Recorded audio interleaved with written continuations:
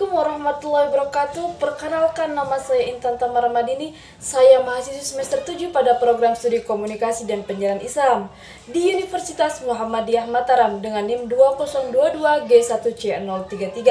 Pada kesempatan ini saya akan membahas tema yang menurut saya sangat penting dan relevan dengan kondisi keagamaan dan perkembangan media sosial saat ini, yaitu peran dakwah dalam menangkal hoaks keagamaan di media sosial. Topik ini penting untuk dibahas karena saat ini media sosial telah menjadi ruang utama masyarakat untuk mendapatkan informasi, termasuk informasi keagamaan. Namun, kecepatan arus informasi tidak diimbangi dengan kecepatan klarifikasi. Banyak orang menerima dan menyebarkan informasi agama tanpa memeriksa kebenarannya. Akibatnya, berbagai hoaks keagamaan bertebaran, mulai dari hadis palsu, potongan ayat yang ditafsirkan secara keliru, fitnah terhadap tokoh agama, sampai isu-isu yang menimbulkan keresahan dalam masyarakat. Hoaks semacam ini bukan hanya menyesatkan, tetapi juga berpotensi merusak citra Islam dan memecah belah umat. Karena itulah dakwah memiliki peran yang sangat strategis dalam membimbing masyarakat agar lebih bijak dan kritis dalam menghadapi informasi digital. Berbicara tentang dakwah bukan hanya ceramah di mimbar atau kajian di masjid. Dalam konteks digital saat ini, dakwah hadir dalam bentuk konten video, tulisan pendek, podcast, siaran langsung, hingga postingan singkat di berbagai platform. Dakwah yang efektif tidak hanya menyampaikan kebaikan, tetapi juga melindungi umat dari kesalahan dan kerusakan pemahaman. Pada era digital, tantangan terbesar dakwah adalah bercampurnya informasi benar dan salah di satu ruangan yang sama. Hoaks keagamaan diseringkali dibungkus dengan bahasa Islami yang meyakinkan, sehingga mudah dipercaya oleh masyarakat. Bahkan ada yang mencatut nama ustadz atau menggunakan desain visual seolah-olah sumbernya terpercaya.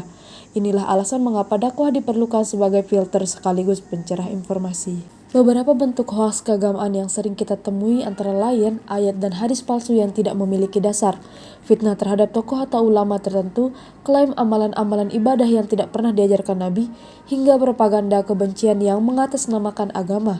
Bentuk-bentuk hoaks seperti ini biasanya menyasar emosi dan bukan logika. Karena itu, berita seperti ini sangat cepat menyebar dan sulit ditahan apabila tidak segera diluruskan.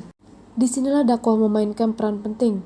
Pertama, dakwah berperan sebagai edukasi, yaitu memberikan pemahaman kepada masyarakat tentang pentingnya tabayun atau memeriksa kebenaran informasi sebelum membagikannya.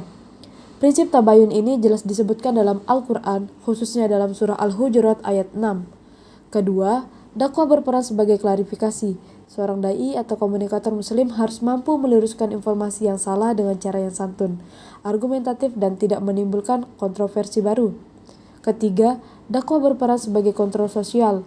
Dakwah mengingatkan masyarakat bahwa menyebarkan hoaks termasuk dalam kategori perbuatan zalim dan dapat merusak hubungan sosial.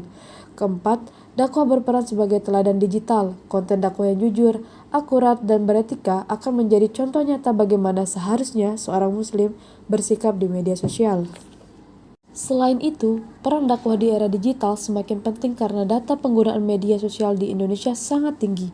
Dai dan komunikator Islam harus melek digital, memahami bagaimana algoritma bekerja, menggunakan gaya bahasa yang menarik, dan mampu menyampaikan materi agama secara ringan namun tetap mendalam. Platform seperti TikTok, Instagram, YouTube, dan Facebook bisa menjadi media efektif untuk menyebarkan dakwah yang mencerahkan dan menangkal hoaks dengan cara yang lebih cepat dan lebih luas. Tema ini juga memiliki keterkaitan yang sangat erat dengan mata kuliah fikih dakwah. Dalam fikih dakwah, kita mempelajari bagaimana penyampaian pesan Islam dengan metode yang benar, penuh hikmah, dan sesuai tuntunan Al-Quran dan Sunnah. Prinsip kehati-hatian dalam penyampaian informasi, sikap tabayun, dan kewajiban menyampaikan kebenaran merupakan bagian penting dari fikih dakwah. Sementara itu, dari perspektif prodi komunikasi dan penyiaran Islam, tema ini berkaitan langsung dengan kompetensi kita sebagai calon komunikator muslim. Kita tidak hanya dituntut untuk mampu membuat konten, tetapi juga memastikan bahwa konten tersebut benar, bermanfaat, dan membawa nilai dakwah. Sebagai penutup, hoaks keagamaan adalah masalah serius yang tidak boleh dianggap remeh.